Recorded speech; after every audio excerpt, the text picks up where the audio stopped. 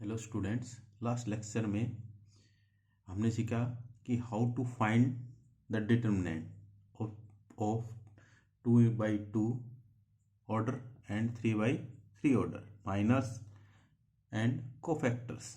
ठीक है, आज हम क्या करेंगे? आज भी हम क्या सीखेंगे?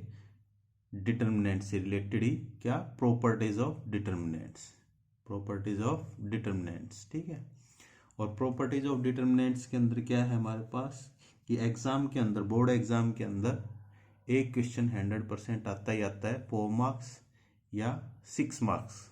ठीक है, तो जो प्रॉपर्टीज ऑफ डिटर्मिनेंट्स है, properties of determinants, properties of determinant,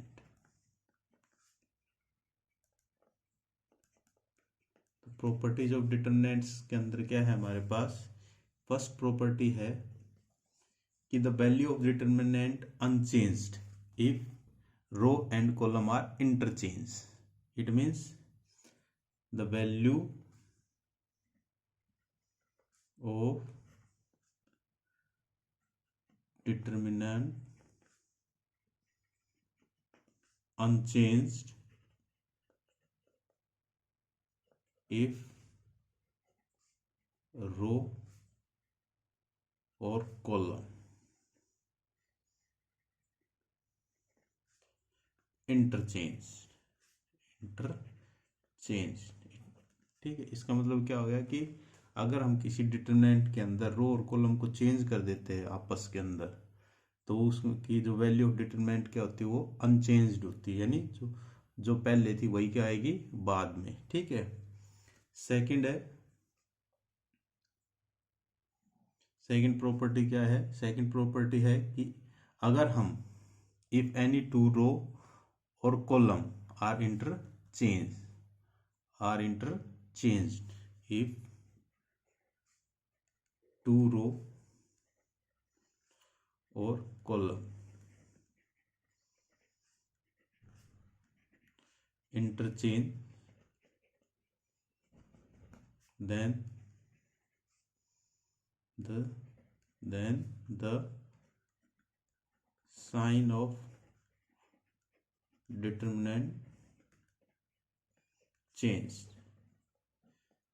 sign of determinant change. It means कि अगर हमारे पास पहले डिटरमिनेंट की वैल्यू पॉजिटिव आ रही है, पहले क्या आ रही है? पॉजिटिव आ रही है, तो सेकंड टाइम इंटरचेंज होने के बाद वैल्यू कितनी आएगी? वही आएगी, पर कैसी आएगी हमारे पास? नेगेटिव। कैसी आएगी? नेगेटिव। ठीक है, अगर नेगेटिव आई है तो चेंज करने के बाद क्या आएगी? पॉजिटिव। ठीक है, थर्ड प्रॉपर्टी है। थर्ड प्रॉपर्टी में कह रहा है कि if all elements of row और column are zero, if all elements of row और कॉलम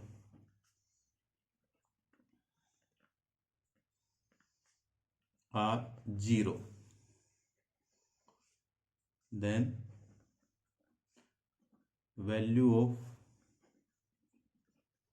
determinant is जीरो। यानी क्या कह रहा है कि किसी डिटरमिनेंट के अंदर सारे रो के एलिमेंट जीरो हो जाए या सारे कॉलम के एलिमेंट जीरो हो जाए, तो उस डिटरमिनेंट की वैल्यू भी क्या होगी हमारे पास? जीरो। फोर्थ है most important, if two row और कॉलम आइडेंटिकल का मतलब एक जैसे, अगर किसी डिटरमिनेंट्स के अंदर दो रो या दो कॉलम एक जैसे हो जाते हैं, आइडेंटिकल बन जाते हैं, then value of determinant is zero.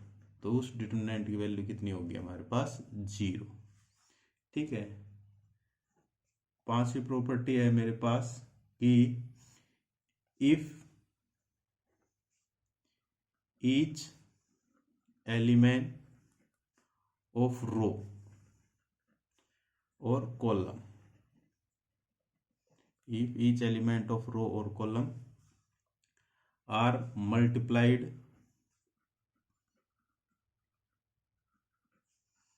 by a constant,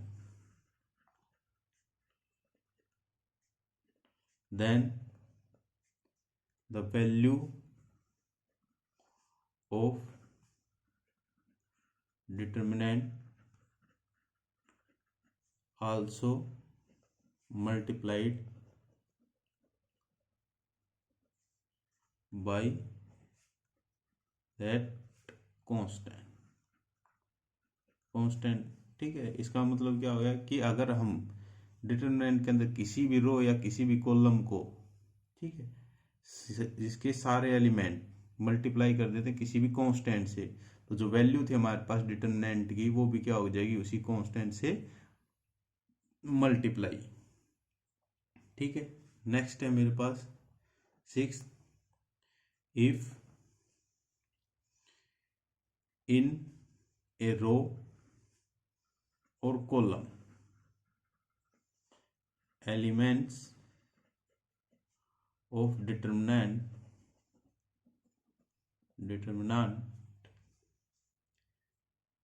written as sum of two elements, then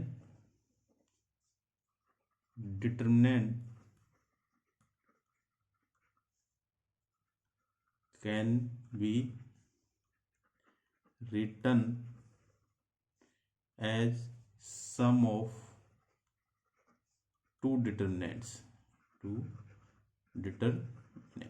ठीक है, इसका मतलब क्या हो गया, अगर हमारे पास किसी डिटरमिनेंट के अंदर रो या कॉलम के, कोई भी रो या कोई भी कॉलम में as a sum of two elements लिख रखा है, तो उस डिटरमिनेंट को हम as a sum of two determinants के अंदर लिख सकते हैं। ठीक है,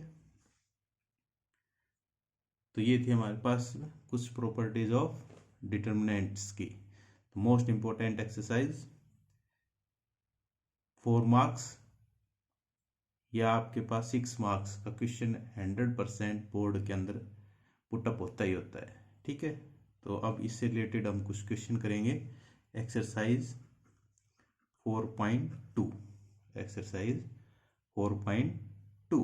ठीक है, तो एक्सरसाइज 4.2 के अंदर जो फर्स्ट क्वेश्चन है उसके अंदर उसने क्या कहा कि without using of property of determinant and without expanding, आपको प्रॉपर्टी ऑफ डिटरमिनेंट यूज करनी है, एक्सपेंड नहीं करना है। ठीक है, जैसे एक्सपेंड करने का मतलब क्या है, जैसे फर्स्ट एक्सरसाइज के अंदर हमने डिटरमिनेंट की वैल्यू निकाली थी, ठीक है, वैसे इसको एक्सपेंड नहीं करना है, खाली हमने क्या यूज करना है, properties of determinants and prove that, और आपको प्रूव करके दिखाना है ये। तो जो फर्स्ट है उसके अंदर कह रखा है कि prove that the value of the determinant X Y Z, ठीक है, A B C and X plus A Y plus B और जेड प्लस सी किसके इक्वल दिखाना है, मैंने जीरो के इक्वल। किसकी इक्वल दिखानी है, जीरो के इक्वल। ठीक है, तो मैंने अभी बताया था अगर हमारे पास डिटरमिनेंट के अंदर कॉलम या रो को एलिमेंट्स, ठीक है, दो एलिमेंट लिख रखे हैं as a sum of two elements, then can be written as the determinant as a sum of two determinants. ठीक है, तो यहाँ पर जो फर्स्ट डिटरमिनेंट बनेगा वो क्या बनेगा, X Y Z A B C X Y Z first plus second के अंदर क्या हो गया हमारे पास, X Y Z A B C, ये कॉलम इसमें आ चुका है, अब तो कौन सा आएगा मेरे पास, ए बी सी। ठीक है, तो यहां से हम क्या देख रहे हैं, C1 and C3, C1 and C3, और यहां पर क्या है मेरे पास, C2 and C3, both are identical. ठीक है, और मैंने अभी बताया था किसी भी डिटरमिनेंट्स के अंदर दो रो या दो कॉलम आइडेंटिकल हो जाएंगे तो उस डिटरमिनेंट की वैल्यू कितनी होती है, zero. It means zero plus zero, तो आंसर कितना आएगा, जीरो। ठीक है, दूसरा हम इसको कैसे लिख सकते हैं, इसको ऐसे भी कर सकते हैं हम ऑपरेट करके क्या कि देखो x प्लस ए, ठीक है, y प्लस बी और z प्लस सी। तो मैंने ऑपरेट कर दिया कॉलम के ऊपर कि C3 को कैसे लिखना है आपने, C3 माइनस C2। यानी अब जो मैं ऑपरेट करने के बाद इसको लिखूंगा तो किस फॉर्म में लिखूंगा कि C3 को कैसे लिखना है, इसमें से C3 को में से C2 को माइनस करके लिखना है। यानी x y z ये तो as it is, A B C ये भी एज इट इज। अब ये कॉलम है, इसको ऑपरेट करना है मैंने कैसे कि इसमें से इसको माइनस करना है। माइनस करेंगे ए से ए कैंसिल, बी से बी कैंसिल, सी से सी कैंसिल, तो क्या आ जाएगा मेरे पास एक्स वाई जेड। ठीक है, तो यहां पर भी क्या है C1 and C3, C1 and C3 identical. तो आइडेंटिकल हो गए तो इस डिटरमिनेंट की वैल्यू कितनी होगी, जीरो। कितनी होगी, जीरो। नेक्स्ट क्वेश्चन है सेकंड। सेकंड के अंदर क्या कह रहा है कि वही without expanding prove that the value of the determinant is zero. यानी एक्सपेंड नहीं करना है आपने, तो ये दे रखे a माइनस बी, ठीक है, b माइनस सी, c माइनस ए, b माइनस सी, c माइनस ए माइनस बी, उसके बाद c माइनस ए माइनस बी और b माइनस सी। ठीक है, तो इसकी डिटरमिनेंट की वैल्यू भी आपने क्या प्रूव करनी है, जीरो के इक्वल, के इक्वल, जीरो के इक्वल। तो कैसे करेंगे, वही विदाउट एक्सपेंड है। विदाउट एक्सपेंडिंग का मतलब ऐसे नहीं करना कि a माइनस बी आपने बाहर ले लिया, इसी रो और इसी कॉलम को छोड़ दिया, इसके और इसकी मल्टीप्लाई माइनस इसकी मल्टीप्लाई, नहीं। ठीक है, ये तो एक्सपेंड हो गया। क्या कह रखा है उसने, विदाउट एक्सपेंडिंग, विदाउट एक्सपेंडिंग। तो इसको मैं कैसे लिख सकता हूँ, देखो अगर मैं तीन रो है मेरे पास, फर्स्ट सेकंड एंड थर्ड, यानी R1 R2 और R3, और तीन ही कॉलम है C1 C2 और C3। अगर देखो मैं तीनों रो को ऐड करता हूं तो A से A कैंसिल, B से B और C से C, जीरो आ गया यहाँ पर भी जीरो और यहाँ पर भी जीरो। यानी operate R1 is equal to R1 plus R2 plus R3, या C1 plus C2 plus C3 भी कर सकते हो आप। तो ये क्या आएगा, देखो ऑपरेट करो, ऑपरेट करेंगे तो क्या आएगा, ए इन तीनों का सम करके लिखना है, तीनों का सम करके। तो तीनों का सम करेंगे, तीनों का सम क्या आएगा हमारे पास भाई, ए से ए कैंसिल, बी से बी कैंसिल और सी से सी, जीरो। ये भी कितना आएगा, जीरो। ये भी कितना आएगा, जीरो। ठीक है, ये यूं कहीं बी माइनस सी माइनस ए माइनस बी। ठीक है, ये सी माइनस ए माइनस बी और बी माइनस सी। अभी मैंने प्रॉपर्टी बताई थी, अगर किसी रो के अंदर तीनों एलिमेंट्स जीरो हो जाते हैं या कॉलम्स के अंदर तीनों एलिमेंट जीरो हो जाते हैं तो उसकी डिटरमिनेंट की वैल्यू कितनी होती है, जीरो। इट मीन्स इसका आंसर कितना होगा मेरे पास, जीरो। ठीक है, ऐसे ही क्वेश्चन नंबर 3 है। क्वेश्चन नंबर 3 में क्या कहा उसने, वही using property of determinants find the value या प्रूव दैट 2 3 5 7 8 9 65 75 एंड 86। ठीक है भाई, इस डिटरमिनेंट की वैल्यू क्या दिखानी है आपने, जीरो। क्या दिखानी है, जीरो। तो इसको देखो, ये मेरे पास है 2765। ठीक है, तो इसके अंदर मैंने अगर देखो 65 में से 2 चले जाएंगे तो कितने बचेंगे मेरे पास, 63।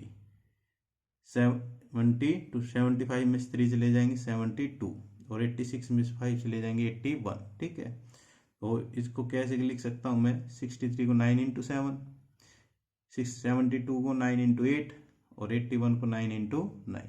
ठीक है, तो पूरे कॉलम में से क्या कॉमन आ जाएगा मेरे पास, 9।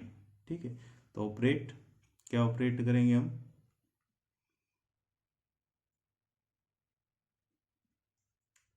कि C1 C3 को क्या लिख लिया मैंने, C3 माइनस C1 देखो जो फर्स्ट कॉलम वो तो यूं का यूं एज इट इज 2 3 5, सेकेंड भी एज इट इज 7 8 9, ये भी एज इट इज। ठीक है, अब देखो जो थर्ड कॉलम है वो क्या है, इसमें इसको माइनस करके लिखना है आपने। तो कितना रह गया हमारे पास 63 72 एंड 81। ठीक है, अब आगे क्या आएगा मेरे पास, देखो 2 3 5 7 8 9। ठीक है, अब 63 है, इसको क्या लिख सकता हूँ मैं, 9 इंटू 7। 72 है, इसको 9 इंटू 8, और इसको 9 इंटू 9। ठीक है, तो आप क्या देख रहे हो, जो C3 है, इस कॉलम में से कंप्लीट में से क्या कॉमन आ रहा है मेरे पास, 9 यहाँ भी है, यहाँ भी है और यहाँ भी है। तो 9 पूरे कॉलम में से बाहर आ जाएगा, क्या लिखा जाएगा हमारे पास 9। ठीक है, बाहर डिटरमिनेंट के, तो 2 3 5 7 8 9, ये भी कितना रहेगा भाई 7 8 9। क्यों, क्योंकि ये 9 जो था ये तो कहाँ चला गया मेरे पास, कॉमन बाहर। ठीक है, तो यहाँ पर क्या देख रहे हो, C2 एंड C3 आइडेंटिकल, ये दोनों कैसे कॉलम हो गए हमारे पास, आइडेंटिकल। और आइडेंटिकल होती वैल्यू कितनी होती है, डिटरमिनेंट की वैल्यू 0, कितनी होती है 0। ठीक है, तो ये हो गया हमारे पास इससे रिलेटेड क्वेश्चन। नेक्स्ट है क्वेश्चन नंबर 4 है। क्वेश्चन नंबर 4 के अंदर क्या कह रहा है, देखो 1 1 1 BC CA AB A into B plus C B into C plus A और C into A plus B। ठीक है, इसकी वैल्यू कितनी दिखानी है आपने, 0, कितनी दिखानी है 0। तो वही देखो 1 1 1 BC CA AB, इसको अंदर मल्टीप्लाई करो भाई, AB प्लस AC। ठीक है, BC प्लस AB, और ये क्या हो गया भाई AC प्लस BC। ठीक है, अब मेरे पास देखो AB plus AC, BC plus AB और AC प्लस BC। ठीक है, अगर मैं C2 को उठा के इसके अंदर ऐड कर देता हूँ, तो जो ये थर्ड कॉलम है इसके अंदर सारे एलिमेंट क्या हो जाएंगे, सेम हो जाएंगे। कैसे कि ऑपरेट करना है आपने C2 C3 के अंदर C3 प्लस C2 तो C3 प्लस C2 करेंगे तो क्या आएगा 1 1 1, ये तो एज इट इज।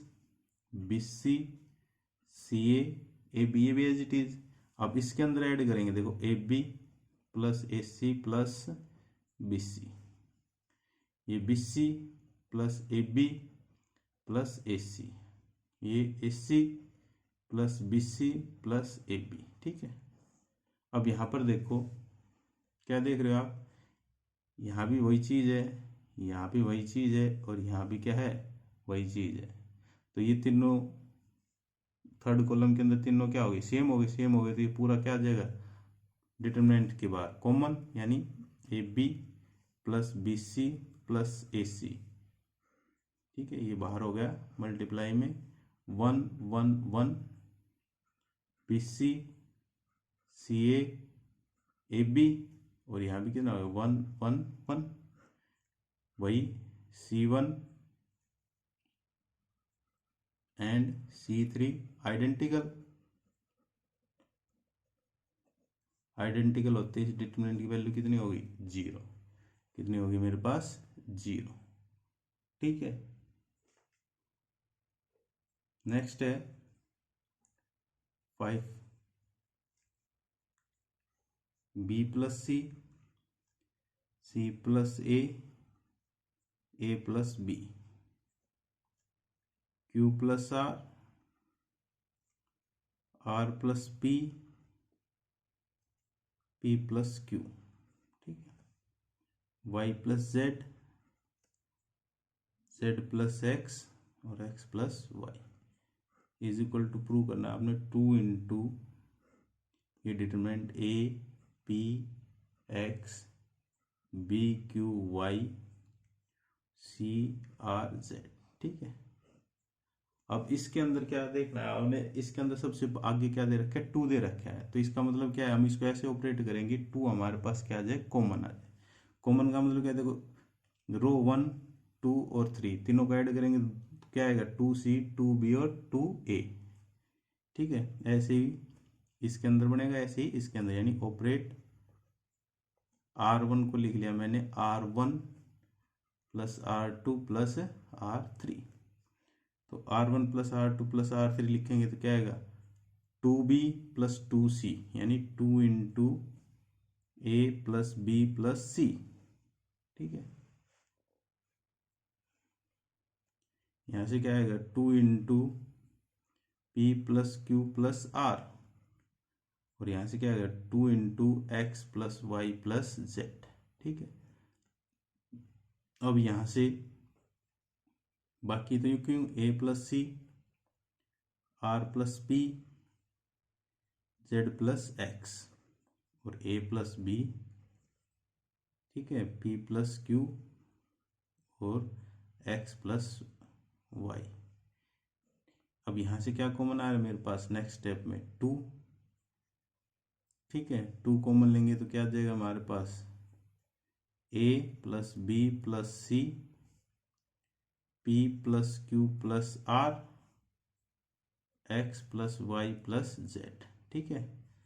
ये ए प्लस सी और ये ए प्लस बी, यहाँ से आर प्लस पी और पी प्लस क्यू, ठीक है, और यहाँ से क्या है मेरे पास,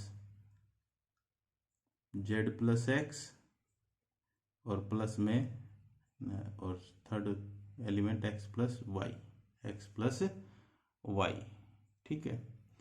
अब हमें यहाँ बनाना है 2 इंटू ए पी एक्स, यानी यहाँ पर मेरे को ए चाहिए, यहाँ पर पी चाहिए, यहाँ पर एक्स चाहिए, ठीक है। तो यहाँ से आगे मेरे पास अब ऑपरेट करेंगे, देखो मेरे को चाहिए यहाँ पर ए चाहिए, यानी यहाँ पर देखो ए प्लस सी है और ए प्लस बी है, ठीक है। अगर मैं ऑपरेट कर दूँ रो फर्स्ट में से रो सेकंड को क्या कर दूँ, सबट्रैक्ट कर दूँ, यानी ऑपरेट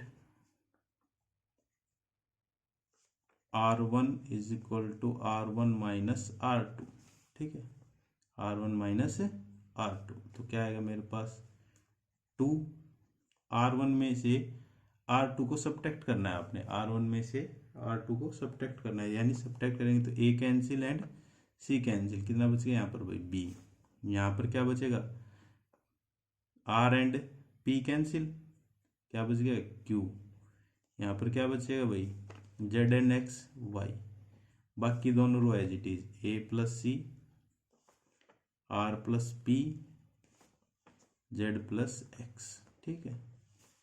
तीसरी बच गई हमारे पास A plus B, P plus Q and X plus Y, ठीक है।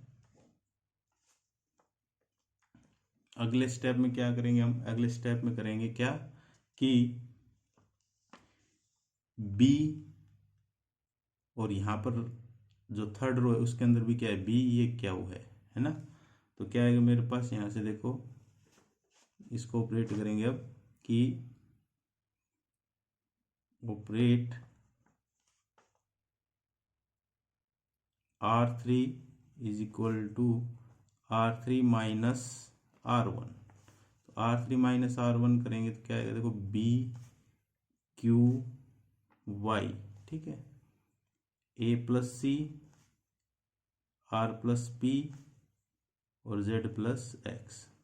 अब इसमें से मैंने माइनस करनी फर्स्ट रो, तो क्या रहेगा यहाँ पर ए, यहाँ पर क्या रह गया पी, यहाँ पर क्या रह गया भाई एक्स, ठीक है, ये हो गया। अब यहाँ से देखो नेक्स्ट में क्या करूँगा मैं, ऑपरेट